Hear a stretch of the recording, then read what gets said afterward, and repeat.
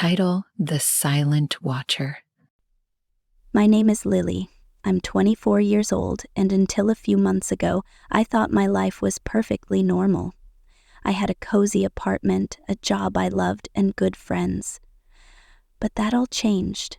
What I'm about to tell you is the most terrifying thing that's ever happened to me, and how I survived it. It started with something small, a random friend request on social media. I didn't recognize the name or the profile picture. It was just a shadowy silhouette against a gray background. The username? Silent Watcher 34. Creepy, right? I ignored it. I assumed it was spam or a bot. But then I started noticing comments on my public posts. At first, they were vague, like, "You have such a cozy apartment," on a photo I took in my living room. Then it got specific. "The red dress suits you," a dress I hadn't even posted about yet, but I'd worn out the night before. At first, I told myself it was a coincidence. Maybe someone I knew was messing with me. But when the comments started mentioning things like the color of my bed sheets or the music I played late at night, I couldn't brush it off anymore. Someone was watching me. I locked all my social media accounts. I stopped posting, deleted old photos, even bought blackout curtains for my windows. I thought that would be the end of it, but the messages didn't stop. They started coming directly to my phone. One night, I got a text from an unknown number. "You can't hide, Lily." I felt sick. My hands were shaking so badly I could barely dial the police. When they arrived, they told me there wasn't much they could do without more evidence. They said to stay vigilant. But how was I supposed to do that? How do you protect yourself from someone you can't even see? Then came the night it all escalated. I woke up at exactly 2:13 a.m. to a tapping sound on my window. My heart was pounding as I sat up in bed, straining to listen. I live on the second floor. There shouldn't be anything tapping on my window. I grabbed my phone and crept toward the sound, my breath shaking. Slowly I pulled the curtain aside, and I saw him, a man in a black hoodie clinging to the fire escape outside my window. His face was mostly hidden, but his eyes, oh God, his eyes, were wide and unblinking, staring straight at me. I stumbled back screaming as I called 911.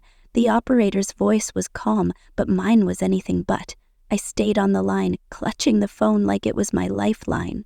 He didn't run. He didn't move. He just stood there, staring. When the police finally arrived, their sirens slicing through the night, he was gone. I watched them sweep the area, but they found nothing.